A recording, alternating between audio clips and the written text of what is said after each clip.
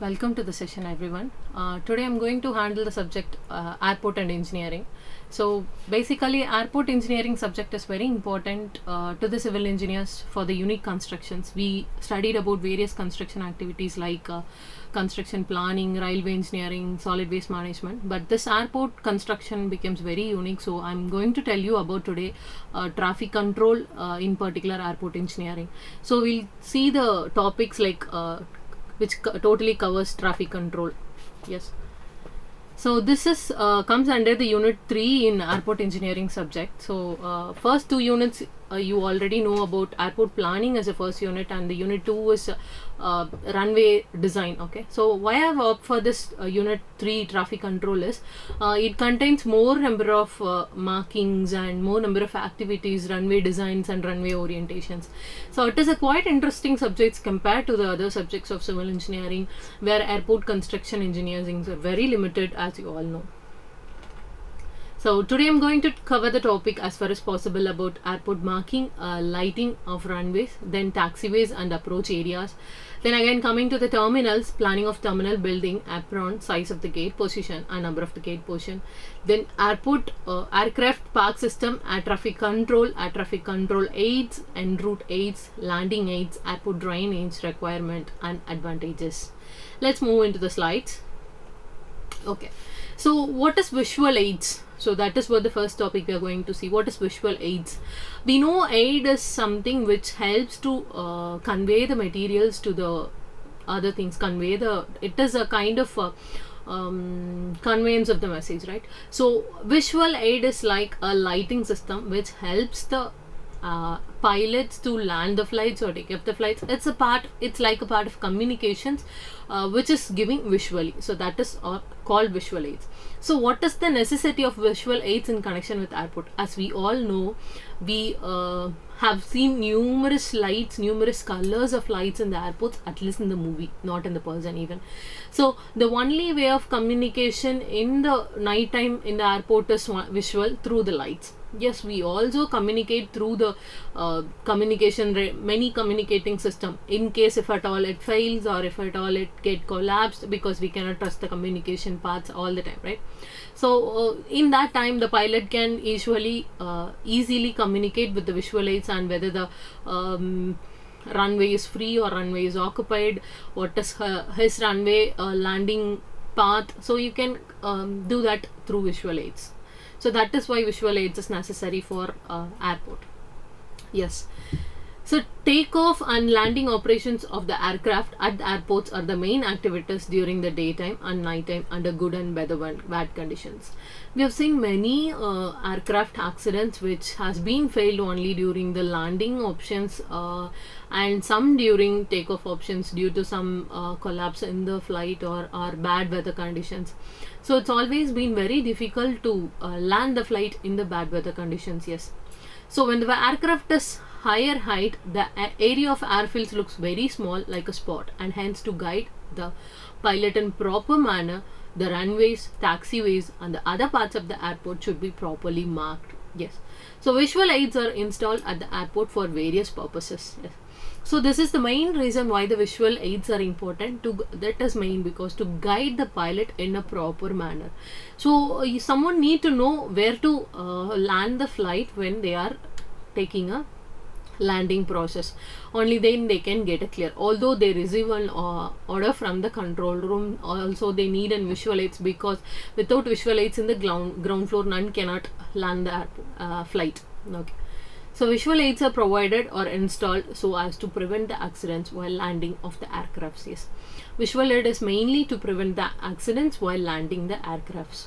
So visual aid installation satisfies the visual requirements for takeoff and taxiing. Taxiing is the process where the aircraft is being taxied at next to the runway path. So visual aids provided safety to the persons and properties. Yes. So if you are working in an airport, you have to know all the functions of the light colors. So which colors the light is, if it is a red color, what the purpose of red color light, what is it? There are numerous colors of lights. I'll tell you later.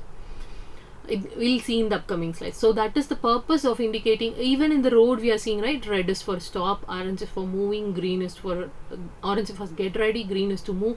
The same kind of communications is to be provided in the airport. It is a simple like that. Likewise, so it helps the pilot to locate and identify the various features and specified by marking. Yes. Okay, then continuing with the purpose of visual aid. So ground to visual information is required to the pilot during landing, and this is properly conveyed to the pilot by visual aids. Yes. So ground information is very important to the pilot, only then where he can or she can land the flight very accurately. So aircraft congestion is avoided by maintaining an orderly flow of aircraft with the help of visual aids. So pilots can have a proper and easy control over the aircraft due to visual aids. So it provides a suitable pattern of brightness with sufficient contrast in the airfield. Natural light is more during daytime. This helps to guide the pilot. Yes, if at all the natural light is invisible, or if it is all in a bad weather conditions, the pilot can easily identify the ground where to park and easily can identify the runway. As you all know, if it is an international airport, there will be in multiple runways, 2 or 3 or 4 runways, and there is a runway path, various runway orientation where the flight has to be land off. Okay, so that values and that light and the light systems has to be visible to the pilots to get for clear landing. So it provides a suitable pattern of brightness with sufficient contrast in the airfield. Natural light is more during daytime. This helps to guide the pilot. Yes. When there is a bad weather and night, the visual aids are provided so as to convey same meaning to the pilot as the daylight markings. Yes. It is very much helpful in bad weather conditions and bad light. Okay, what are the different modes of visual aids? So I have been telling what are the purpose of visual aids, why visual aids is necessary. So what are the different visual aids that has been used in the airport marking? Okay, runway marking, run marking, then taxiway marking, then runway and taxiway shoulder marking, then apron marking, wind direction indicator, then landing direction indicator. Yes, we have numerous parts like a road has a numerous things like sub road, national road, district road. The airport road also have a different components like runway, taxiway, apron, hangars, terminal building. So these are the terms of the airport which you have already been seen in unit 1 and 2. Okay, first moving to airport markings. So what are the components that has been marked in the roads? Yes, so in normal highway road we used to see a white centered line and the border line on the either side of the road with some distance gaps, right? So that middle line indicates the equal parts of the road where it is a midline, and the corner lines are right to the and the left are for pedestrian walks. So in the same way, the airport markings have different components which has been marked in different ways. So the markings are provided on any of the component of airport in different forms mentioned below us. It can be in the form of strips, it can be in the form of patches, it can be in the form of solid lines, hollow lines, cart lines, etc. So in the highways we have marked in the strips, right? So it is in solid lines, we have marked in a strip-wise solid lines. So arrangement can be inclined perpendicular to runway or component or any other shape. Okay, this diagram represents the markings of, you can see over here there is a strip, center line, middle line which has been marking, and this is an yellow line, and this is an uninterrupted lines, interrupted solid lines, and this is an some width lines. So there are, you can see widely about numerous markings has been done in this. Okay, so this yellow black interrupted line is in pavement runway guard lights. So this is in guard lights where indicates like taxiway is ending and the runway is starting. Yes. Then outer black box with yellow dots inside is elevated runway guard lights. Then a red color uninterrupted line is with stop bar where it has to indicate stop the plane. Then green with interrupted lines is interrupted dots is center line lead on lights. Yes, this is the center line of taxiways where the path is leading to runway. Then yellow dots lines is for clearance of bar lights. Yes, it gives a clearance, yes, you can move. Then a number marked with a red background and a black letter is position marking, where it marks the positions of the aircrafts. Then runway marking, yes, so these are provided with different purposes, like exactly in a runway there are these many things to be marked down, marked where it indicates different purposes, indicates different reasons for the airport. Okay, so provided with different purposes, like runway centerline marking, then runway edge strip, then runway numbering, touchdown or landing zone marking, threshold marking, define specific height by which aircraft should cross it, 2 or more parallel runways. So these are the purposes why the runway is being marked. These are the different components of the runway that's been marked. Okay, let me explain you one by one what is the purpose of centerline marking and how it is to be marked. Okay, so it is represented, first moving to center line marking. So the center line, you already know how exactly the road is marked. Okay, so it is represented by a broken strip running along the entire length of the runway. So the length of the strip should be equal to the gap or length of the gap, or 30 meter, whichever is higher. Okay, so the strip you are providing should be equal to the length of the gap you are providing between the strip and the edges. It should be with the length, or it should be 30 meter, whichever is higher. So length of the strip plus gap shall not be less than 50 meter and more than 75 meter. Then the width of the strip shall not be less than 90 centimeter on the precision approach runway and 30 centimeter to 45 centimeter on non-precision approach runway. Okay, so these are the components these are the markings that has to be done in centerline marking. Okay, so this image is a well cleared explained image of runway. So this is the threshold lines, this is the centerline marking where I'm speaking about in the previous slide. This is fixed distance marking, this is touchdown zone where the aircraft touched down here and started moving to land here. Okay, so this is the threshold line where the aircraft should not touch here. So after crossing this, you have to touch down the airplane here and you can start landing. The threshold is threshold part is like beyond the threshold there should not be any movement of the aircrafts. Then runway touchdown markings. It is provided in touchdown zone and consists of pair of rectangular markings placed symmetrically above the runway center line.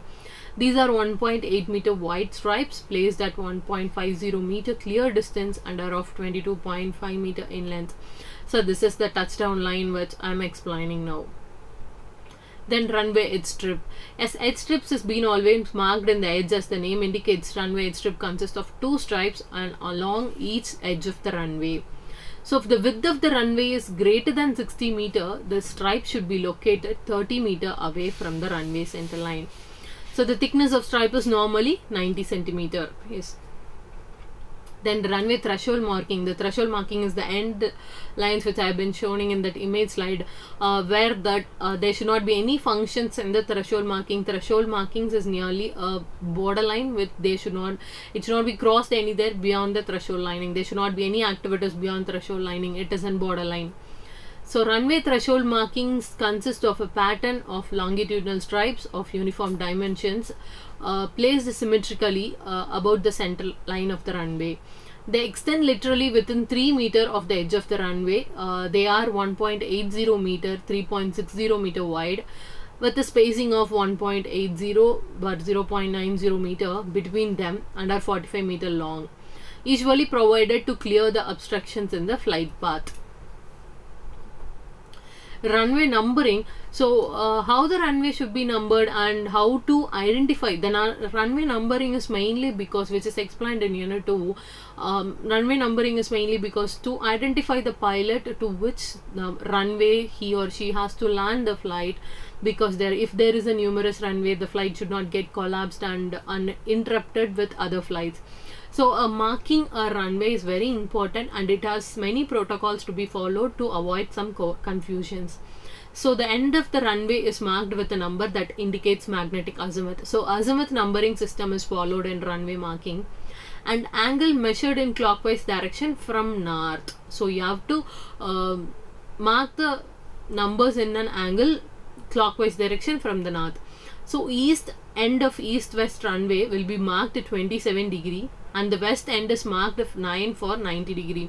Yes, if it is in 270 degree, it is marked as 27, and if it is a 90 degree, it is marked as 9. The last alphabet, the number 0 is cut down in the markings.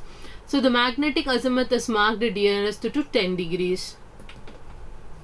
So 2 or more parallel runways, how it should be marked. If it is a single runway, I can mark it easily. If it is a 2 or more parallel runway, how it is to be marked. So here comes. So if there are more than one runway in same direction, following numbers are added to the azimuth numbers. So once you get to know about the azimuth number marking, you will get easily identify this. So if it is a 2 parallel runways, you can name it as left and right. So L 90 degree or right 360 degree, you can name it similar wise. If there is a 3 parallel runways, you can mark it as left, center and right. If it is in 4 parallel runways, you can name it as left, right and again left and right. If it is a parallel runway, similarly, which is left, center, right, left and right. So all the runways cannot be placed in a single direction, because the runways has to be drawn on based on the wind directions. So runway marking video links are there.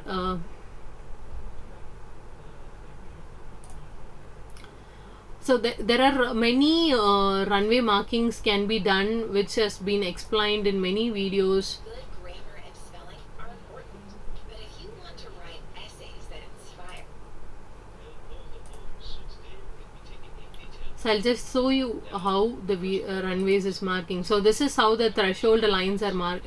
Center line is marking. This is a degree mention where it has to be. So heading 90 degree angle, the runway is mentioned as 9.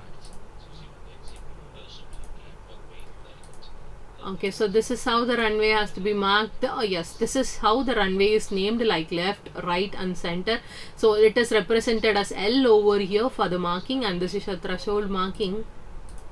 So if it is an right side runway, you can mention it as R and so on. If it is a center, you can mention it as so on. Okay, next moving. The next important components after runway is taxiway marking. Yes, runway plays a major role in landing off and taking off, whereas next important is about to runway is next is taxiway. So taxiway, we have seen many things about taxiway in unit 2, so I am not going to explain what is taxiway and everything.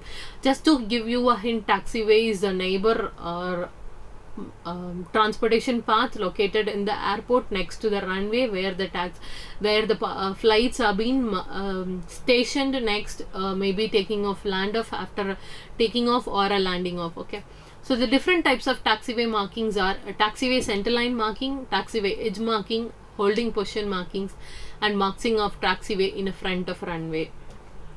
Okay, so taxiway centerline marking for centerline is kind of similar to the runway centerline marking. So taxiway centerlines are marked to provide a visual identification of the designated taxiing path. So width of between 6 inches and 12 inches wide is acceptable, provided the width selected is uniform for its entire length. Yes. So the center line will be continuous in length except where it intersects a holding position marking or runway marking element. So at taxiway intersections with the runway end, the taxiway center line marking is terminated at the runway edge. So with the expectation of situation where there is the space threshold, in which case the taxiway center line may be extended onto the runway displaced area. So for taxiway crossing a runway, the taxiway center line marking may continue across the runway but must be interrupted for the runway markings. Okay, taxiway edge marking is they are used when the taxiway edge does not correspond with the edge of the pavement and where the full strength pavement of taxiway is not readily visible. So taxiway edge markings are done in yellow and can be either continuous or attached. This represents the image we saw in the beginning where the yellow lines are marked in the taxiways. So continuous taxiway edge markings are used to identify the taxiway from the shoulder or some other surface not intended to be used by the aircraft. So continuous taxiway edge marking consists of continuous double yellow line, each being at least 6 inches in width and spaced at 6 inches apart. So dashed taxiway edge markings consist of broken double yellow line, each being at least 6 inches wide, spaced at 6 inches apart from edge to edge. So the lines are 15 feet in length with 25 foot gaps. Okay, what are the runways holding position markings in the taxiway are? Runway holding positions for taxi runway intersections where the taxiway and the runway intersect. It is a taxi runway intersection. Then holding position markings for runway intersection. If there are many parallel runways, if runways get intersect, that is runway intersection. And holding position markings for taxiway intersection. When this markings represents, you have to wait and listen to the other flights of communications. Then holding position markings for instrumental landing systems in critical areas. So these are the various holding position markings where the holding position, it represents you have to hold the aircraft when this sign indicates. Okay, so this is taxiway runway intersection holding position marking. The holding position marking for a taxiway and runway intersections are indicated with 2 solid lines followed by 2 broken lines. So the solid lines are always on the side where the aircraft is to hold. The markings are installed perpendicular to the taxiway center line. Yes, there is 2 solid lines, as you can see. It is on 2 uninterrupted solid lines next to the 2 interrupted solid lines. Then runway and taxiway shoulder marking. It is done with yellow point. So runway shoulders are marked with diagonal lines, each having a width of 0.90 meter, which is 3 feet. So taxiway and holding apron shoulders are marked with the lines perpendicular to the directions of travel of aircraft. So blast pad at the end of the runway is marked with chevron pattern. So this is the marking of runway where you can see the line is there, where this is a ballast pad, and this is an symmetrical diagram of an airport, runway and taxiway. So this is where the taxiway is there, the angle given, the rotation angle, it is to be given there. This is a drainage, this is the runway shoulder, and this is an holding apron. Yes. So moving on to lighting. Lighting is a quite interesting topic, as you have many lighting systems, and what for the lightings are given is, as we have already seen, which is an visual aids for the aircrafts. All the runways licensed for night use must have lighting which at least defines the extent of the runway. So this is referred to as edge lighting, threshold lighting, and runway end lighting. So other types of lighting may also be provided. ICAO guidance requires, so we have seen about ICAO, that is an in Indian guidelines for airport organizations. There is also an international guidelines who had been guiding for this marking of the runways and lightings and everything, that the guidelines has been given from them, as like we have ISO code books for various concrete designs and lightings. We have some guidelines. So similar wise, airport have a ICAO guidelines who keep guiding about lightings and other systems. So ICAO guidance requires that runway lighting shall not be operated if a runway is not in use for landing. So if runway is not in use, you should not be operated any light over there, because the pilot will get confused over the existing runway and not existing runway. So takeoff or taxiing purposes it can be used, unless such operation is required for runway inspection or maintenance purposes. Yep. So ATC are required to use whatever means are available to them to ensure that they are aware of any lighting system unserviceability, so that appropriate notification action can be taken. So this is an runway lighting system in the perspective of pilot. This angle is given when the aircraft is heading to landing. This thing has been done. So this is an threshold area where the landing should not be done, and this is an runway exactly where from there you can start the touchdown zone. So the green is a touchdown zone. You can touch down here the aircraft, and you can start landing of the flight. Okay, So minimum runway lighting. So the runway edge lights are omnidirectional and are located along or just beyond the edges of the area declared for the use of runway as defined by edge markings and are wide subject to certain specific exceptions. So the area defined by may not necessarily be the maximum width of the paved runway surface. The lights may be either elevated or embedded in the surface.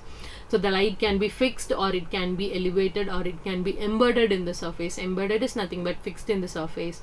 So somehow the light has to be completely visible to the pilots. So if a landing threshold is displaced but the pre-landing threshold area is available for takeoff, then the edge lights between the beginning of the runway surface and the displaced threshold will be split so as to show red up to the landing threshold visit, still showing white after the point.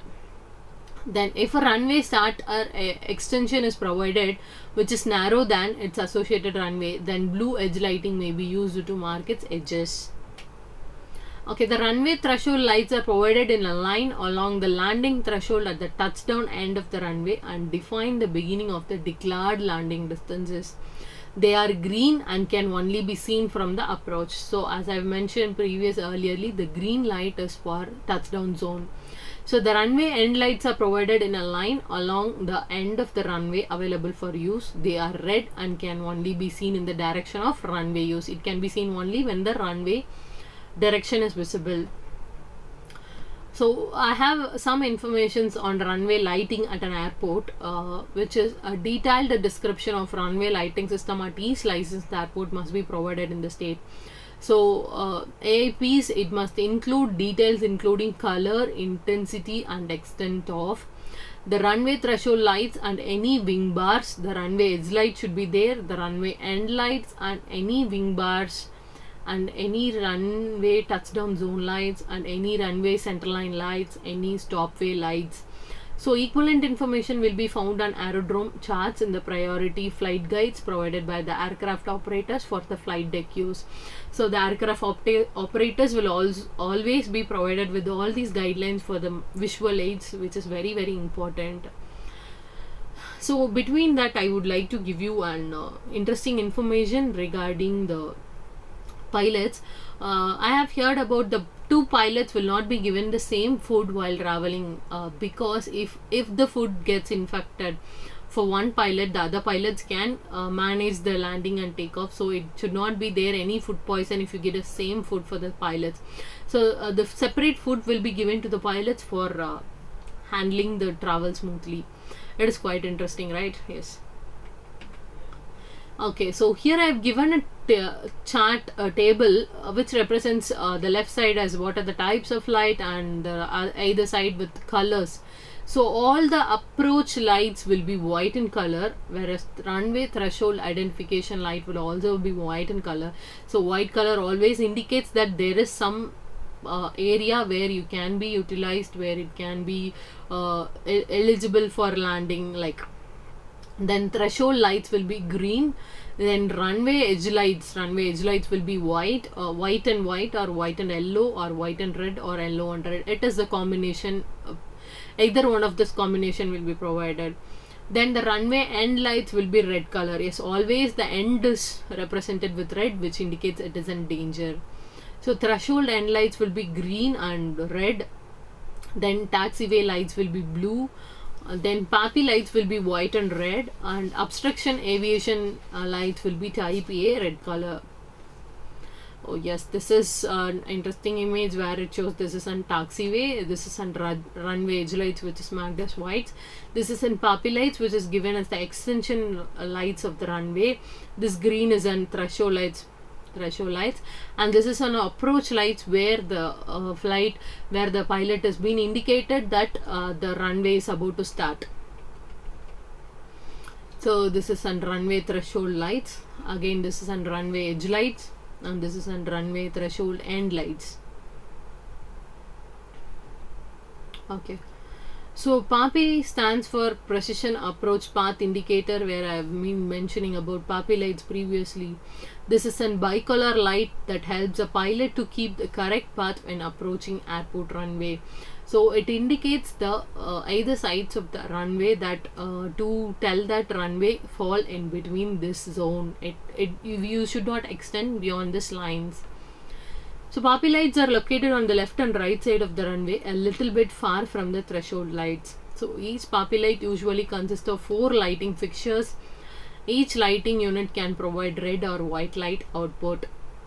If aircraft is too low to the ground, all 4 lights will be red in color. If the aircraft is if it is very low to the ground, all the lights will be red in color. If aircraft is too high, all the 4 lights will be white in color. So the correct path is when 2 lights are white and 2 lights are red. So when you are moving in a correct path, the PAPI lights will be 2 red and 2 white in color. So this is an video showing about PAPI lights markings where the flight is getting it is an interesting video of flight getting down. So this is where you can see the runway. This is an threshold line where the flight is starting. You can see the left side, right? This is an PAPI light. So the flight is getting ready to land off.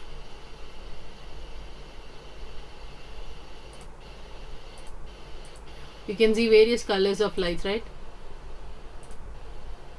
See the number markings, it has been touched down, the flight has touched down, and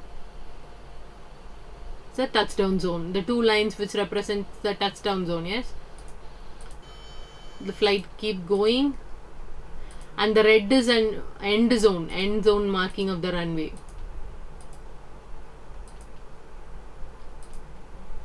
So this blue light is for a taxiway, where the flight is existing from runway to the taxiway. So I hope you have understand what is exactly from the point of pilot view. Yes. So again the description of lights which we have seen already, the yellow light, what the yellow light, on what the red color, what the blue color.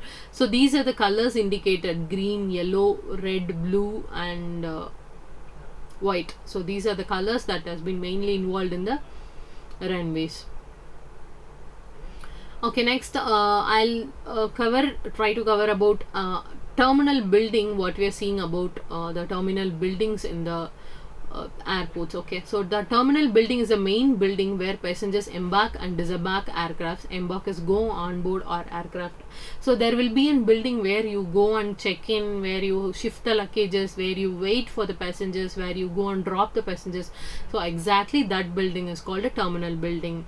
So the terminals are the front door to the airport and serve as a public interface between the airside and the landside elements. So what are the main functions of airport terminals? As we all know, to provide the convenient facility from ground transport to air transport. Yes, so it is a platform where it can be shifted from ground transport to air transport. So what are the components of airport terminal? What will be the functions and components of airport terminal is first airside facilities. What are the airside facilities it will have? It will have runway, apron, taxiway, gate and control tower. Whereas landside facilities, it have front pedestrian facilities, public transportation including bus and rail, and then parking facilities, then entry and exit roadways. The building is divided into 2, which is airside and landside facilities. Okay, what are the terminal facilities and services available?